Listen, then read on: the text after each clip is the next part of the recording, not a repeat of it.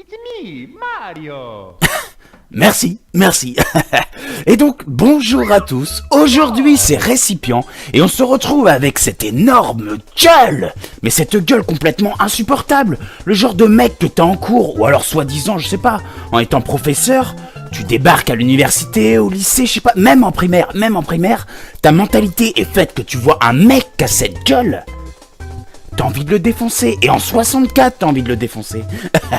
Donc voilà, bonjour à tous, c'est Récipient, et aujourd'hui on se retrouve avec cette gueule, comme je vous l'ai dit, cette espèce de nez incroyable, qui vient susciter l'intérêt des plus communs. Ah, je pensais que je pouvais lui étirer le nez, je me rappelais que... Alors attendez, je fais juste les petits réglages, donc ouais, en français, parce qu'on est quand même pas complètement débile dans ma langue natale, et donc voilà, je vais vous laisser avec la petite intro qui soi-disant pète la gueule, pète la rétine. Je pense pas que ce soit du tout le cas. Voilà, donc cette grosse nièce de Peach, parce que c'est ça, cette Peach qui est pas loin, me direz-vous, de Beach, vous dit de venir la délivrer parce que soi-disant, voilà, il y a un petit souci. Comme tab, honnêtement. La plupart du temps, les scénarios de Mario, de ce que vous voulez, etc., ça se résume...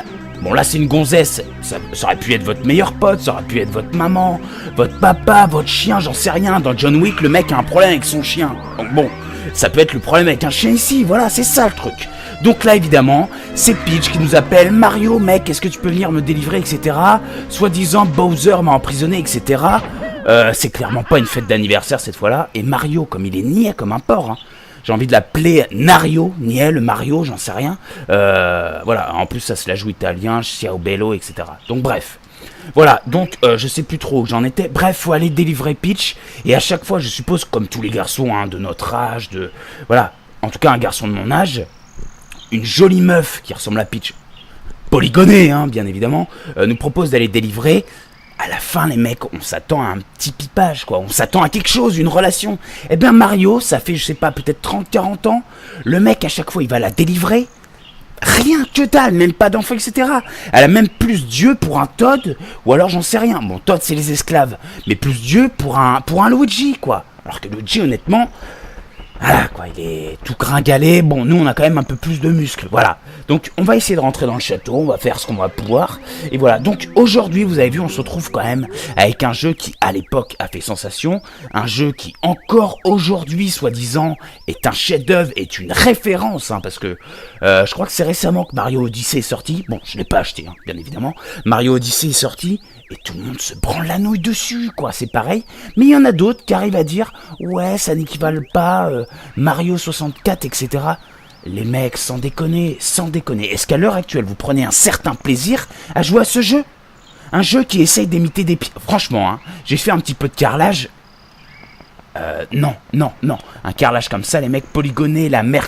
J'habite près de la mer, ça ne ressemble pas à ça. Attendez, on va aller voir les arbres. Putain, mais attendez, quoi. Attendez. Est-ce qu'un arbre, c'est simplement un truc marron comme ici, qui ressemblerait clairement à un étron? Et ce truc plat là? Non mais sans déconner. Regardez-moi ça. Et ça se l'a raconté à l'époque? Ah, je suis désolé, non, c'est naze. Bon allez, on va essayer d'avancer un petit peu parce que... Déjà ça m'énerve. Alors oui, c'est l'un des premiers open world. Oui, d'accord, oui, il y a des oiseaux, ça fleurit de partout. Oui, on peut aller se baigner, mais... Est-ce que c'est une simulation de la vie? Non, puis c'est un pompage complet de ce qu'était... Même pas.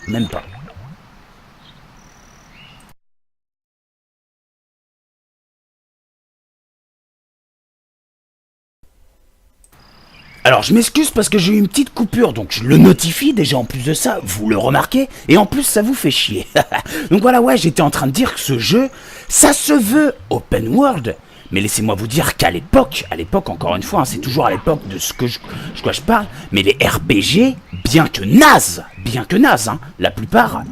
avait quand même cette notion d'open world. Alors certes, ce n'était pas en 3D, c'était cette espèce de fameux mode 7, ce truc isométrique, etc., 2D isométrique ou vue d'en haut. Mais on avait quand même cette notion d'espace et de, je sais pas, voilà, open world.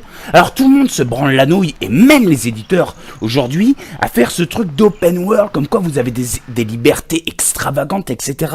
C'est pas vrai. C'est pas vrai.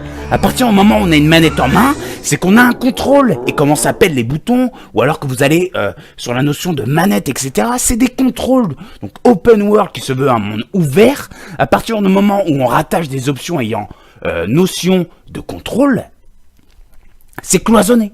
C'est cloisonné, voilà, c'est de la connerie, c'est de la connerie. Donc moi, peut-être que mes arguments ne sont pas valables auprès de certains éditeurs. En revanche, quand moi je m'écoute, je me dis que j'ai totalement raison, et voilà. Et c'est pas se palucher la nouille que de dire que j'ai raison, ou de m'écouter, ou d'être narcissique, ou etc. J'ai raison. J'ai raison. Donc voilà, donc Mario 64 à l'époque proposait d'ouvrir des portes. En soi c'est déjà énorme, on n'est pas restreint dans ce petit monde. On pouvait jouer aux échecs etc. tout en observant le soleil. Donc voilà, donc ce qu'on appelle open world, c'est le fait d'arriver dans cette pièce ou autre, et d'avoir des choix. Des choix. Alors, oui, ok, c'est pas une ligne droite, ça change un petit peu du Mario 2D où il fallait avancer, taper dans les cubes, etc. Ici, c'est vrai que, eh bien oui, on peut choisir. Alors, je peux choisir le fait de ne pas aller en face, je peux aller directement ici. Mais qu'est-ce qu'il y a noté ici? 3. Et si vous n'avez pas 3 étoiles comme inscrit en haut à droite, là où on voit le 0, eh bien on ne peut pas y aller. Donc quelque part, on est quand même contraint d'aller ici. Donc j'y vais. Donc voilà. Donc Mario se voulait...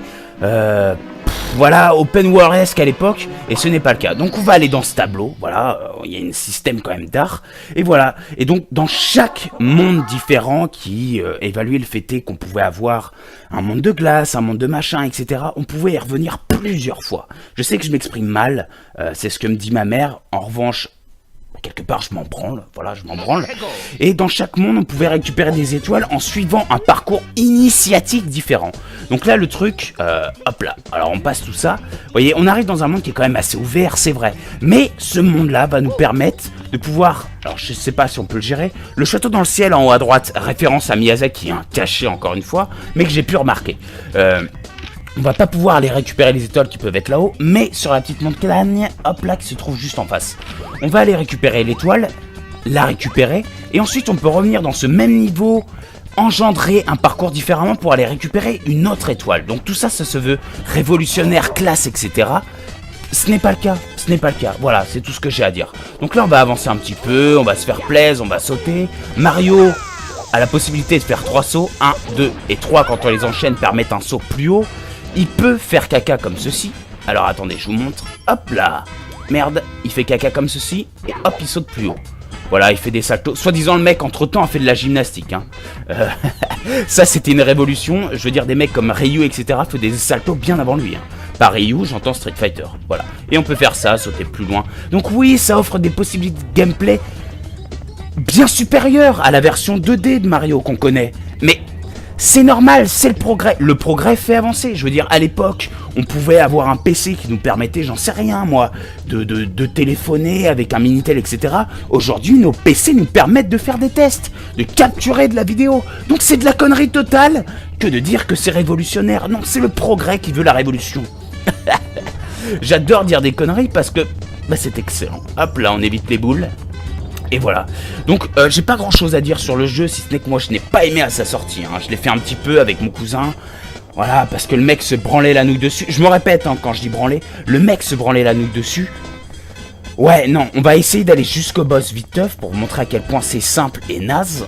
Alors attention, hop là, on saute, les boules arrivent d'ici, hein.